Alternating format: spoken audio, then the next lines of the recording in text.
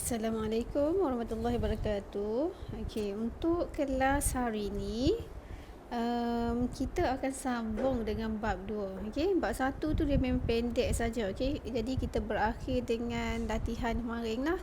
Okey, untuk jawapan latihan maring oleh sebab ramai juga 2-3 orang duk tanya kan, dia kata tak boleh nak cari nilai kecerunan. Okey, yang tu saya akan hantar lepas kelas ni lah. Okey, macam mana nak mencari jawapan bagi exercise homework kemarin.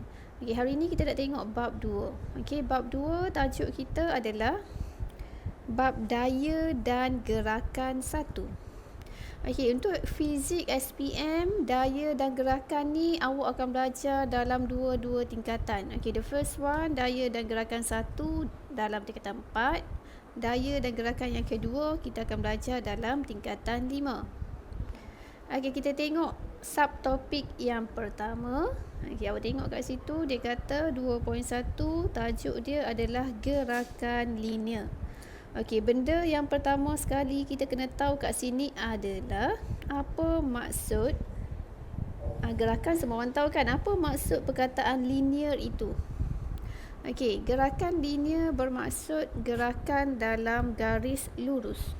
Okey, kita akan kaji macam mana gerakan dalam garis lurus sahaja. Kalau bentuk lain tu mungkin dalam bab seterusnya lah. Okey, kita akan belajar macam mana nak huraikan jenis gerakan linear bagi objek yang berada dalam keadaan pegun. Okey, dalam fizik kita biasanya akan menggunakan perkataan pegun. Okey, untuk objek yang tidak bergerak. Okey, kita jarang sangatlah kata kita sebut kereta tersebut tidak bergerak. Jarang. Okey, kita akan menggunakan perkataan pegun. Okey, yang kedua kita akan huraikan jenis gerakan linear bagi hal laju yang seragam. Okey, awak kena tahu juga term-term yang digunakan dalam fizik kita lah. Okey, tadi pegun, yang kedua adalah seragam. Apa maksud hal laju seragam? Okey, seragam maksudnya tidak berubah. Okey, katakan awak bawa motosikal kan main sekolah dengan kelajuan 60 km per jam. Daripada awal sampai kamu sampai sekolah ni, daripada kampung kamu ni sampai kamu sampai ke sekolah. Okey, hal laju kamu adalah hal laju seragam. Jadi 60 sampai sekolah pun 60 juga. Macam itulah. Seragam maksudnya tidak berubah. Hal laju tidak seragam. Hal laju tak seragam maksudnya hal laju itu berubah. Okey, mungkin dia makin naik ataupun mungkin dia makin turun. Okey, yang kedua kita akan tengok apa maksud jarak dan sesaran. Okey, yang ni kita dah belajar dalam bab 1 kan. Okey, dalam bab 1 kita dah belajar tentang kuantiti vektor dan kuantiti skalar. Okey, kalau kamu ingat balik, jarak maksud dia bukan maksud, nak katanya jarak itu berada dalam kuantiti skalar. Apa maksud skalar? Kuantiti skalar macam hari itulah kita duk belajar, kita kata kuantiti skalar dia ada magnitude sahaja. Kalau skalar kita ada magnitude sahaja. Apa maksud magnitude? Kita ada nilai sahaja. Tapi dalam fizik kita tak boleh bagi nilai saja. Contoh 10. Tak boleh bagi nilai 10 saja. Dia mesti berserta unit. Biasanya unit ni kita guna unit SI lah. Tapi dalam certain case boleh juga guna unit-unit biasa kan. Okey, jarak kita tahu dia kuantiti skalar. Okey, apa maksud sesaran? Dua-dua ni sebenarnya dia mengukur panjang kan. Kita hari tu kita dah belajar panjang, simbol dia adalah L kecil. L tu stands for length. Okey, so length ini, panjang ini diukur dalam unit meter kan. SI unit kita adalah meter. Okey, so kalau kata jarak kita 10, tak boleh bagi 10, mesti berserta SI unit 10 meter. Okey, apa beza jarak dan sesaran? Hari tu pun kita dah belajar, tapi kita ulang baliklah sikit sebab ramai yang tak boleh nak bezakan lagi kan. Okey, jarak kita 10 meter. Sesaran pun kalau kata kamu lalu tempat yang sama kan. Okey, so sesaran kita pun 10 meter. Tapi ingat, sesaran adalah kuantiti vektor. Okey, ingat kuantiti vektor dia mesti ada magnitude berserta arah. Wajib sebut arah. Mungkin sesaran kita nilai dia adalah 10 meter ke kanan ke kiri ke macam tu. Wajib menyatakan arah. Arah ni dia tak semestinya kanan kiri atas bawah, utara selatan. Dia mungkin juga boleh bagi dalam apa orang panggil dalam, kalau kata kita ada satu segitiga daya kan. Okey, kita tahu kat sini daya kita nilai dia 10 Newton. Mungkin awak boleh kata 10 Newton sudut dia adalah pada sudut 30 darjah dari, kalau kata segitiga daya saya macam ni, kat sini ada 2 Newton, 30 darjah dari daya 2 Newton. Dia boleh jadi dari dalam pelbagai bentuk lah arah tu. Okey. Okey, lepas tu kita akan belajar tentang pecutan dan nyah pecutan. Pecutan maksudnya katakan gerakan kita tu ada perubahan halaju. Maksudnya awal-awal halaju kita rendah, and then makin lama makin tinggi kan halaju. Okey, dia ada perubahan halaju. Okey, so yang tu akan menyebabkan berlakunya pecutan lah. Okey, apa beza pecutan dan nyah pecutan? Okey, pecutan bermaksud kalau kata kita mengira secara matematik, okey, so pecutan itu adalah bila nilainya adalah bernilai positif. Okey, nyah pecutan juga tapi nilai dia adalah negatif. Okey, nyah pecutan tu maksudnya makin lama pergerakan suatu objek tu makin perlahan lah. Okey. Maksudnya halaju akhir dia tu lebih rendah daripada halaju awal. Okey. Okey. Kita akan tengok contoh. Okey, kat sini saya ada bagi contoh. Kita ada 2 buah rumah lah kot ni. Oh, bukan. Kita ada rumah dan juga sekolah kan. Tu dia tulis school dekat situ kan. Okey, kita ada rumah dan sekolah. Okey, tadi kita pun dah sebut definisi bagi gerakan linear. Okey. Gerakan linear ialah pergerakan dalam satu lintasan yang lurus. Okey, apa beza jarak dan sesaran? Okey, yang ni pun saya dah terang tadi.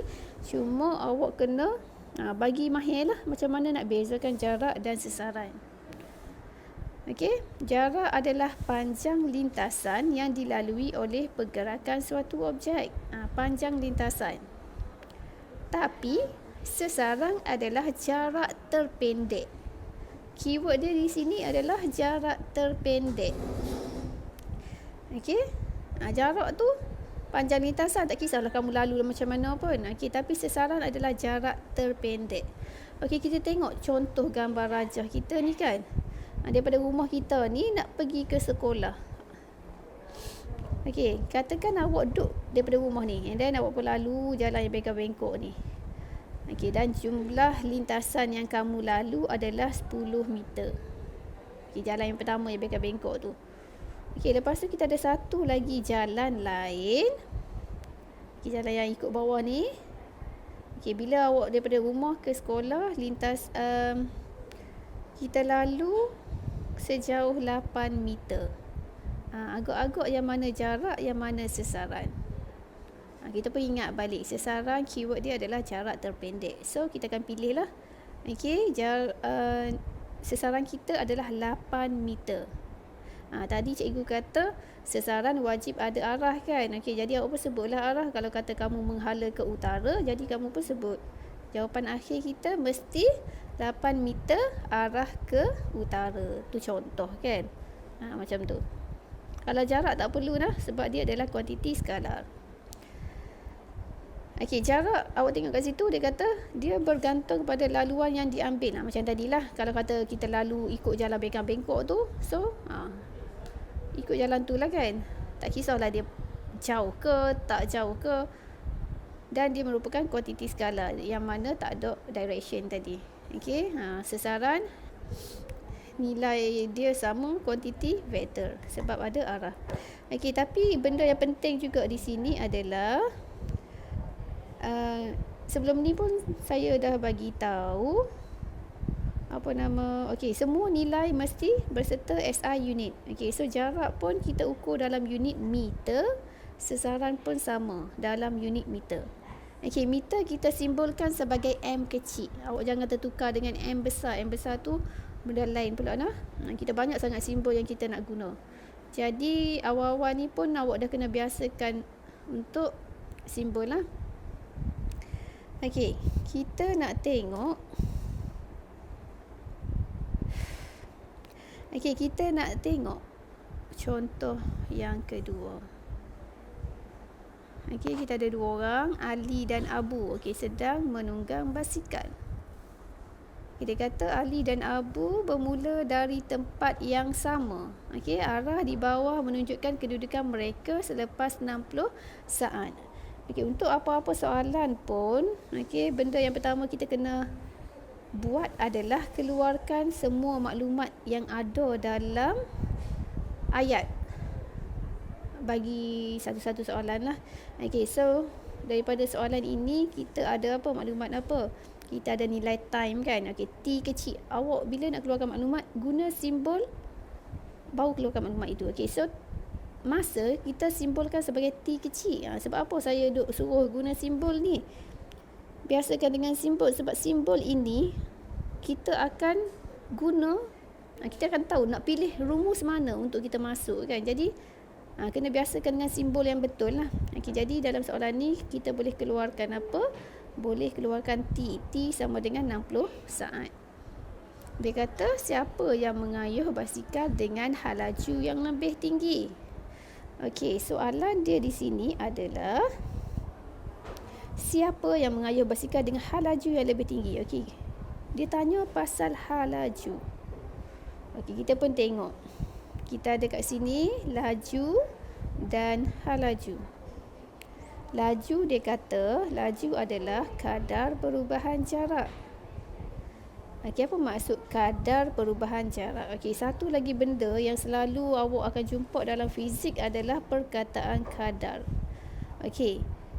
Kadar maksudnya adalah kita akan bahagi dengan masa. Okey, nampak saja perkataan kadar, awak pun letak siap-siap. Rumus dia mesti bahagi dengan masa. Bahagi masa, awak tulis bahagi masa. Apa dia kat atas tu? Kadar perubahan jarak. So bahagian atas tu kita akan tulis dengan perubahan jarak lah. Okey.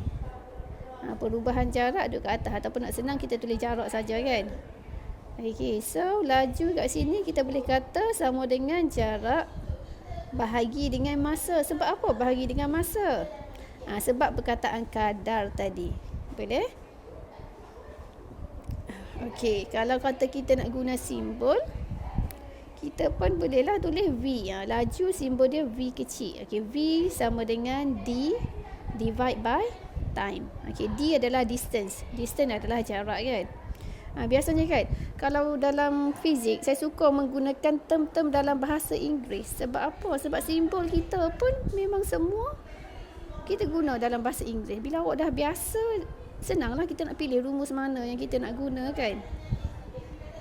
Okey, tu tentang laju. Okey, next awak tengok di sebelah tu kita ada perkataan halaju. Apa beza laju dan halaju? Macam tadi juga, macam jarak dan sesaran tadi kan. Tadi kita kata jarak adalah kuantiti skala. Apa maksud dia? Ada magnitude sahaja. Sesaran adalah kuantiti vektor. Dia ada magnitude dan arah. Sama juga dengan laju dan halaju. Laju adalah kuantiti skalar. Okey, skalar. Halaju adalah kuantiti vektor. Apa maksud kuantiti vektor? Okey, vektor ni maksud dia ada magnitude. Okey, magnitude. Apa maksud magnitude tadi? Nilai kan. Okey, dan juga dia wajib ada arah. Okey, macam tu. Okey, jadi halaju maksud dia sesaran yang dilalui bahagi dengan masa yang diambil. Sebab apa dia sebut rumus kita bahagi dengan masa yang diambil? Ni masa yang diambil. Pasal apa kita bahagi dengan masa yang diambil? Sebab adanya perkataan kadar tadi. Kan tadi saya ada pesan kadar maksudnya bahagi dengan masa kan. Okey, lagi satu yang awak kena ingat, sesaran adalah Tadi kita kata jarak yang paling pendek. Okey, jadi kita pun tengoklah jarak mana yang paling pendek. Okey, untuk soalan ni dia tanya, siapa yang mengayuh basikal dengan laju yang lebih tinggi? Okey, kita tengok Ali. Sesaran dia Ali 30. Okey, awak pun tulis 30 bahagi dengan berapa tadi? 60 saat. Berapa ni? Kan? Okey, kalau awak bahagi awak akan dapat 0.5 kan? 1/2 kan? So akan dapat 0.5 lah. Untuk Ali 0.5. Okey, kita kira pula untuk Abu. Okey, Abu berapa tu? 60. Okey, so 60 bahagi 60. Dapat nilai berapa? 1. So 1. Okey, dia kata hal laju siapa yang lebih tinggi? Jawapan kita adalah Abu. Okey, hal laju dia berapa? Kalau dia tanya nilai hal laju, kita kena sebut 1. Boleh ke dapat markah kalau 1? Tak boleh. Sebab fizik, dia mesti kena letak SI unit. Okey, kita tengok. Sesaran kita, unit dia adalah 30 kan? 30 apa? 30 meter. 60 adalah 60 saat. Jadi, kalau kita naikkan saat ke atas, dia akan jadi, ni kan meter kuasa 1 dengan saat kuasa 1 kan? Jadi, kita akan dapat meter saat negatif 1 lah. Kalau yang daripada bawah kita naik ke atas, so dia akan dapat nilai negatif untuk unit itu.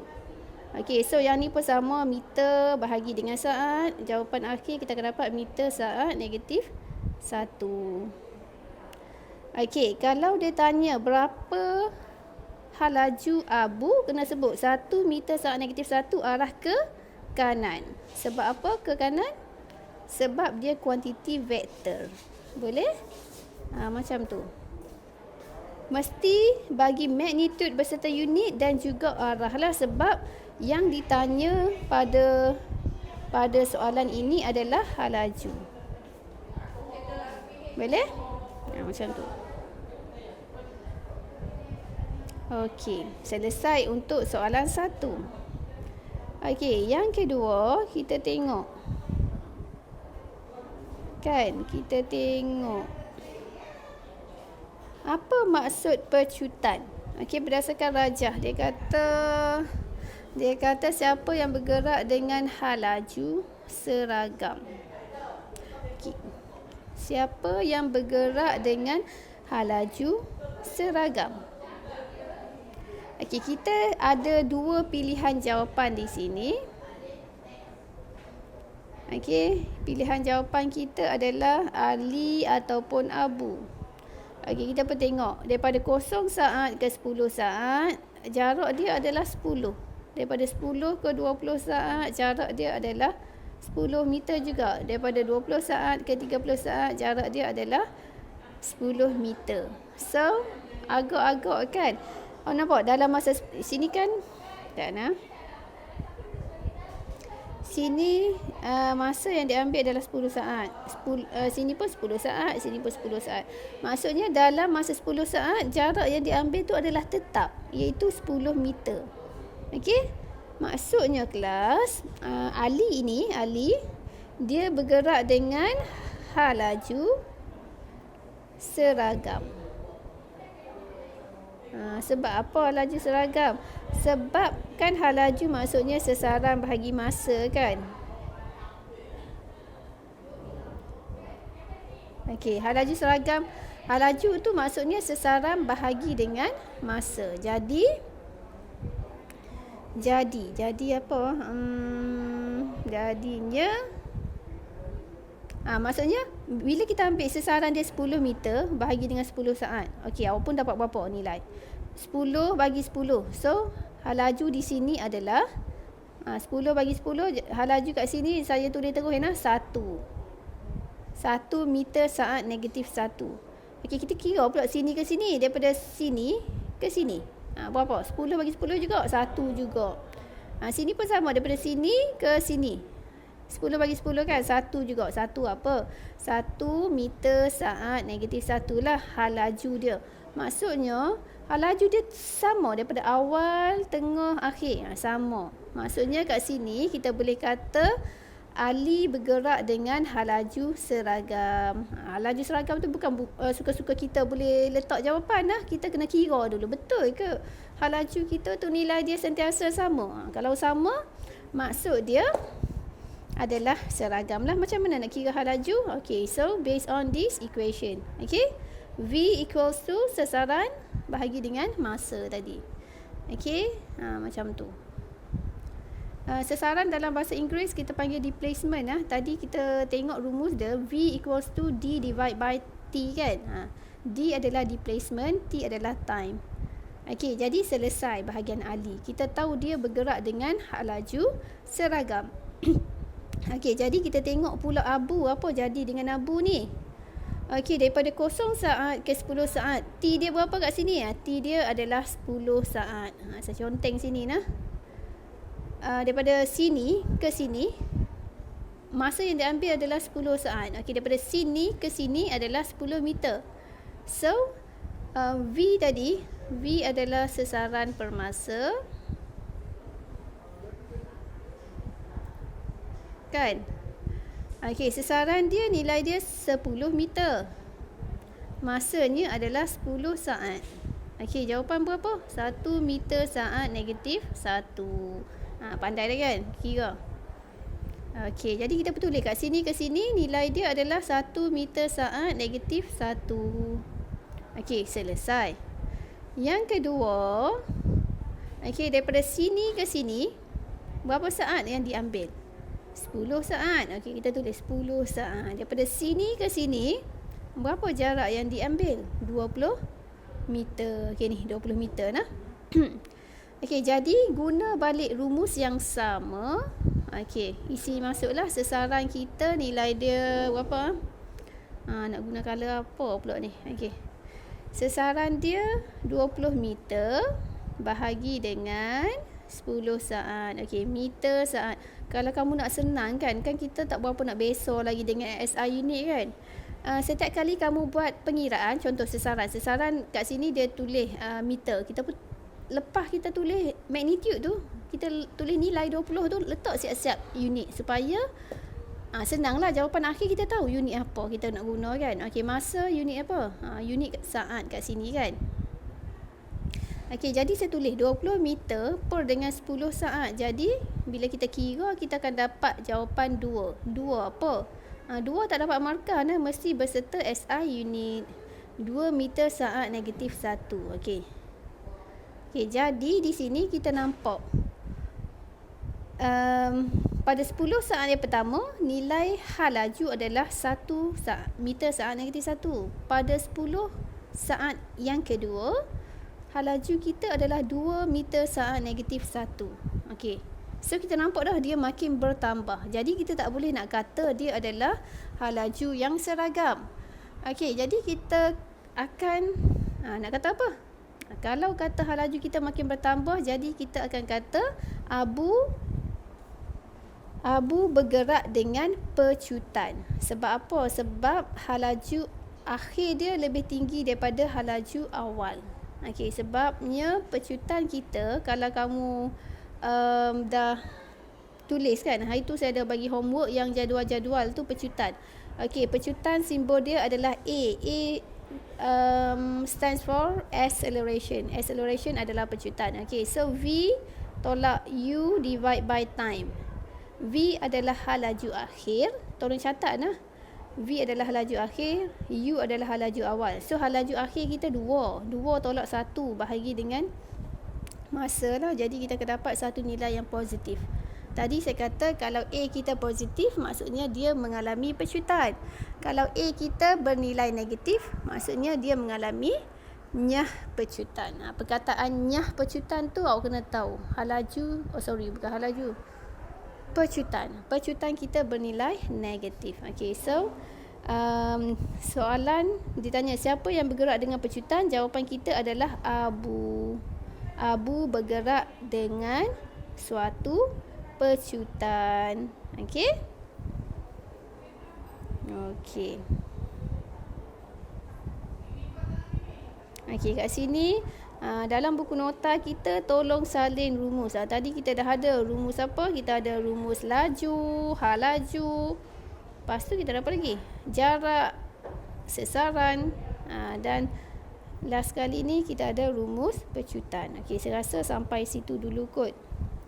Okey, jadi untuk hari ni saya nak kamu send kat saya nota-nota dan juga pengiraan yang kita dah bincang dalam video ni lah. Okey. Assalamualaikum warahmatullahi wabarakatuh.